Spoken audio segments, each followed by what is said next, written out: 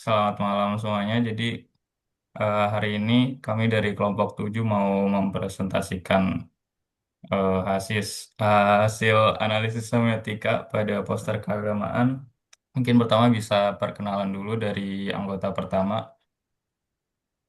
Perkenalkan, nama saya Sabrina Ratu Kasera dengan NIM akhir 026.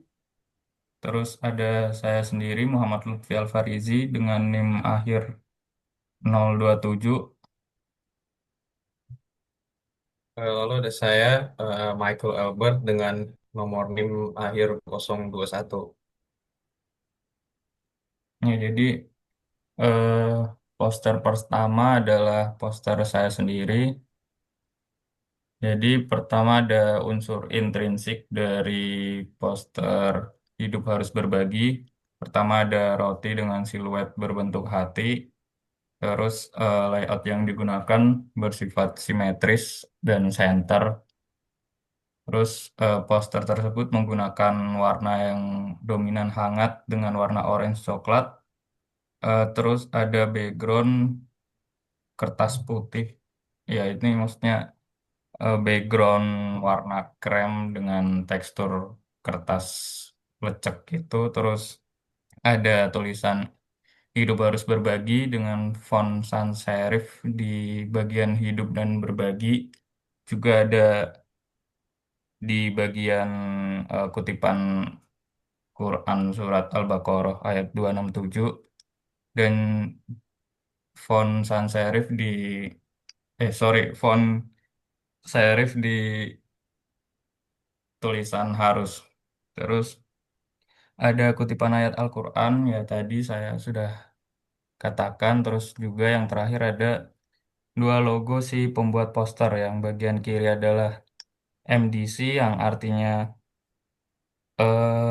Muslim Designer Community, itu kayak sebuah komunitas dari pembuat poster-poster ini. Terus bagian kanannya itu si orangnya, si pembuatnya itu Dwi Tris Design.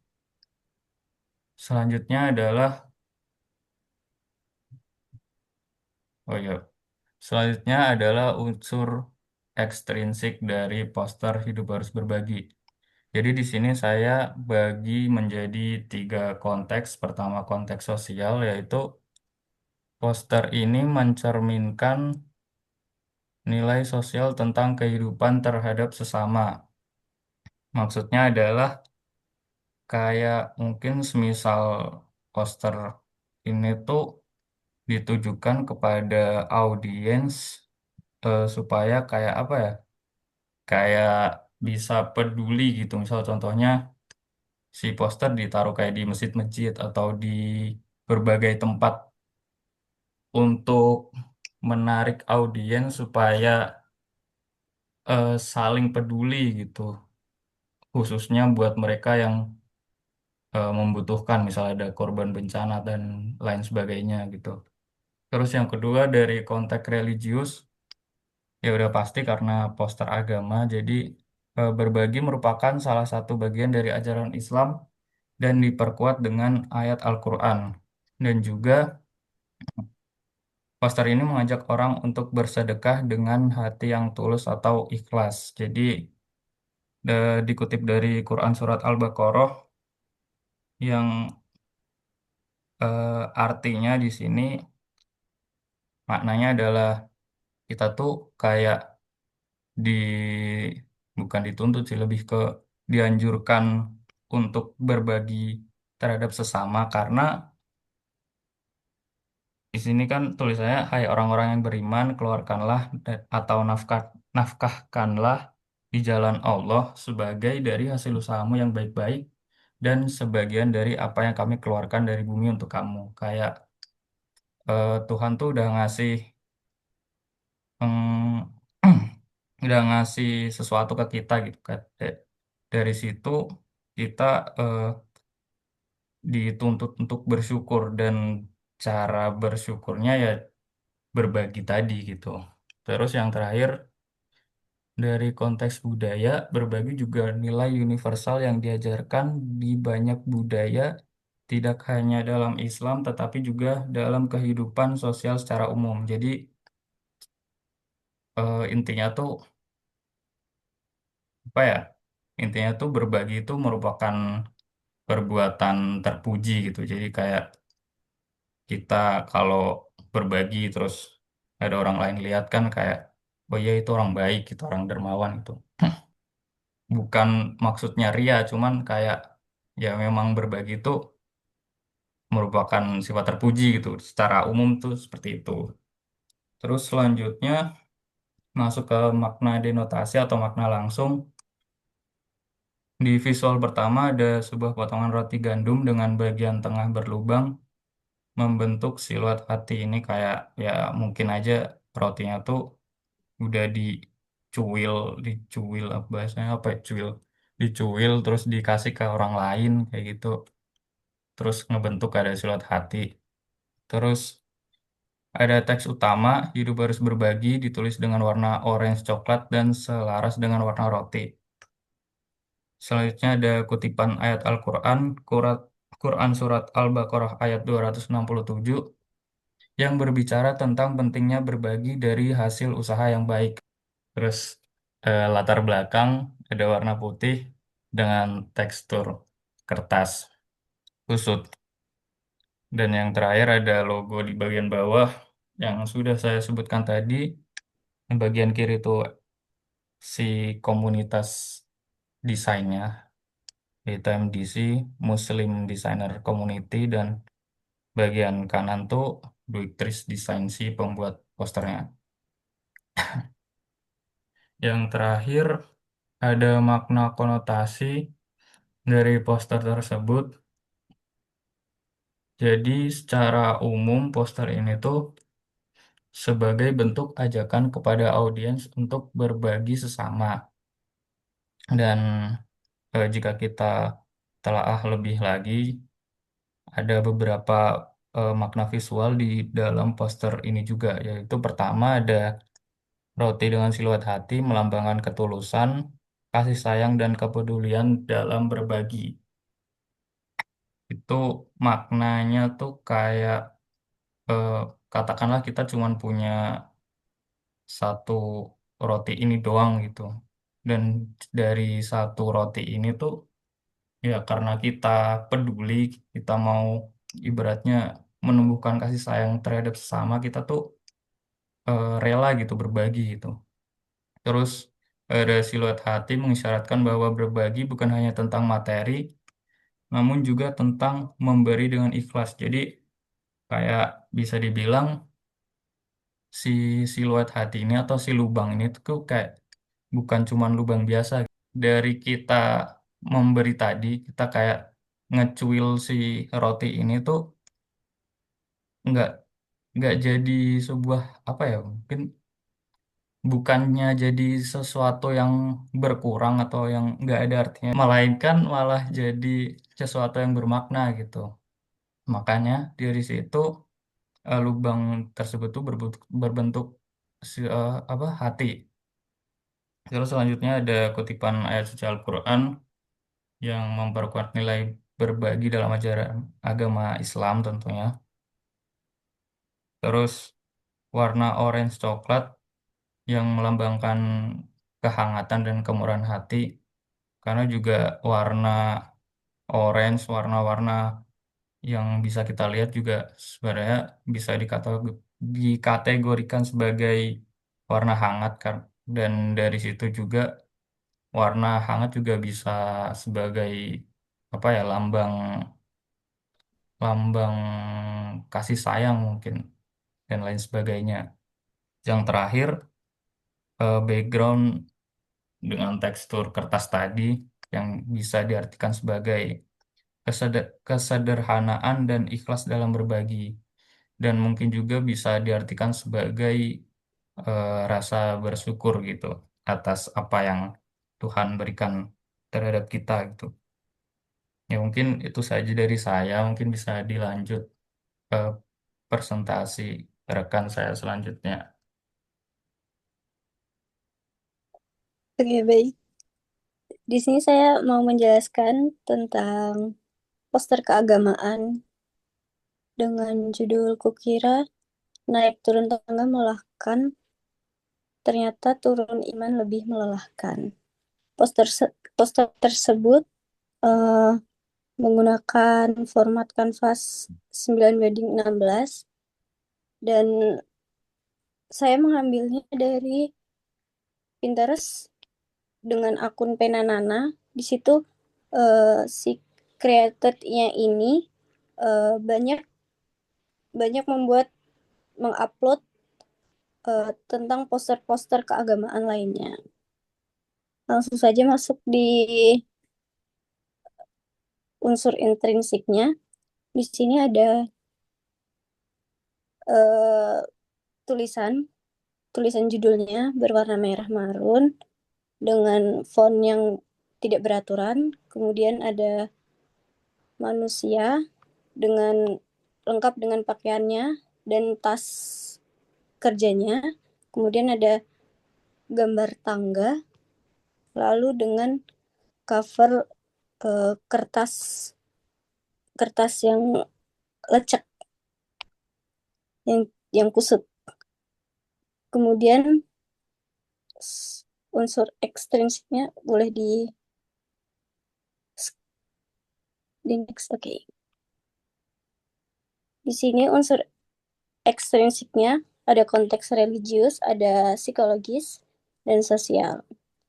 Untuk yang religius menggambarkan tantangan dalam mempertahankan keimanan yang naik turun seiring waktu dan keadaan. Kemudian ada konteks psikologis, menyentuh emosi pembaca dengan membandingkan kelelahan fisik dengan kelelahan batin. Kemudian ada konteks sosial, mengingatkan bahwa setiap orang memiliki perjuangan dalam menjaga iman, sehingga butuh dukungan dan introspeksi. Next. Kemudian ada denotasi dan konotasi. Untuk denotasinya, pada gambar poster tersebut, terdapat seorang pria naik tangga dengan teks yang membandingkan naik turun tangga dengan naik turun iman. Kemudian untuk konotasinya, ilustrasi manusia pada gambar poster tersebut, orang dengan latar belakang pekerjaan kantoran yang selalu gigih dalam bekerja. Kemudian ada teks utama menjelaskan bahwa tantangan dalam mempertahankan keimanan yang naik turun seiring waktu dengan keadaan dengan membandingkan oleh naik turun tangga. Kemudian ada teks dengan warna merah marun, merah tua. Pada teks juga memberikan kesan kuat dan tegas. Font yang tidak beraturan menandakan ketidakteraturan perjalanan iman. Kemudian dengan kertas kusut sebagai cover memperkuat kesan perjuangan dan perjalanan yang tidak selalu mulus. Kemudian bisa dilanjutkan. Lalu ada poster yang berjudul Jangan Bohong Meski Cuma Bercanda.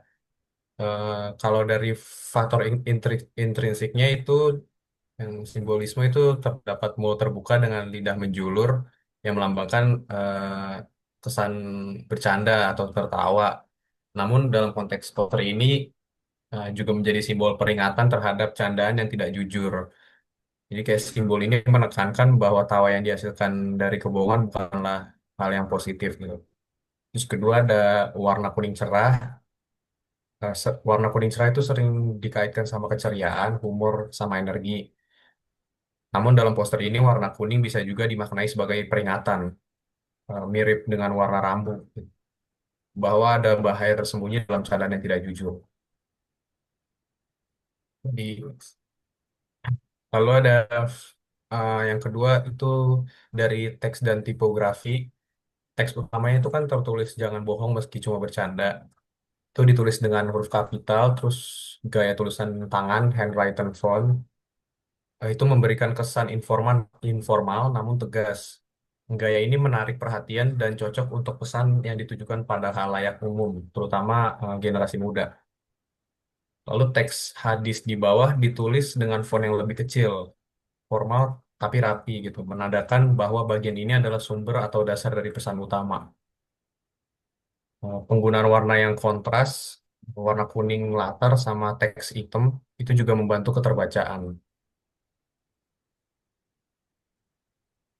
Lalu yang ketiga ada komposisi atau layout. Yang pertama itu pusat perhatian ada di bagian tengah atas, judul utama dan tengah bawah, ilustrasi mulut gitu mulut. Nah, lalu yang kedua teks utama ditempatkan di bagian atas dan hadis di bagian bawah. Ini menciptakan alur baca dari atas ke bawah, logis dan mudah diikuti. Lalu ada visual mulut berada tepat di tengah, seolah-olah menjadi penegasan visual dari apa yang dikatakan dalam teks. Mulut yang bicara, tertawa, tapi juga bisa menimbulkan dosa jika digunakan untuk kebohongan. Lalu latar belakang polos dengan sedikit elemen dekoratif berbentuk abstrak, seperti bayangan, itu membantu menjaga fokus pada pesan dan visual utama. Untuk faktor ekstrinsiknya, di yang pertama itu ada dari konteks sosial. Poster ini menyampaikan norma sosial bahwa kejujuran adalah dasar dari hubungan yang sehat, termasuk dalam komunikasi sehari-hari. Secara tidak langsung, ini juga menyuarakan kritik terhadap budaya bercanda yang sering melewati batas, seperti membuat lucuan palsu, hoax, atau prank yang tidak etis. Lalu konteks religius. Poster ini didasarkan pada ajaran agama Islam. Hadis Nabi Muhammad Sallallahu Alaihi Wasallam yang dikutip mengandung pesan moral tentang larangan berdusta. Meskipun dalam konteks bercanda, ini menunjukkan bahwa nilai-nilai kejujuran dalam Islam sangat ditekankan, termasuk dalam interaksi sehari-hari seperti bercanda. Lalu, ketiga konteks budaya. Di era media sosial, candaan yang berlebihan atau hoax seringkali viral dan dianggap hiburan. Poster ini bisa dibaca sebagai reaksi terhadap fenomena tersebut, memberikan peringatan agar tidak menormalkan kebohongan demi lucu-lucuan. Gaya visual yang kekinian, cerah, dan santai menunjukkan bahwa target audiensnya adalah anak muda atau pengguna media digital. Lalu makna denotasinya itu ada poster ini berisi peringatan untuk tidak berbohong meskipun konteksnya bercanda terdapat kutipan hadis Rasulullah SAW yang menyatakan bahwa orang yang berdusta demi membuat orang lain tertawa akan celaka. Hadis ini berasal dari hadis riwayat Abu Daud dan juga Tirmizi. Secara visual, poster ini menggunakan ilustrasi mulut terbuka dengan latar kuning cerah, yang menunjukkan tema humor atau candaan, namun tetap disisipkan pesan serius, gitu. Lalu konotasi, poster ini menyampaikan pesan moral dan religius bahwa kebohongan, meskipun dianggap ringan karena niatnya hanya untuk bercanda, tetaplah salah dan berdampak buruk. Ini memberi peringatan bahwa dalam Islam, kejujuran adalah nilai yang sangat dijaga, dan bercanda pun harus tetap dalam batasnya. Warna kuning yang digunakan bisa diartikan sebagai simbol keceriaan atau keseruan dalam bercanda, sementara ekspresi mulut yang ketawa itu mencerminkan selera humor yang justru dijadikan konteks dalam peringatan ini. Ya mungkin itu saja dari kami. Apabila ada kesalahan dari tutur kata ataupun yang lain sebagainya, kami mohon maaf sebesar-besarnya. Mungkin bisa kami tutup sekarang. Ya. Terima kasih semuanya.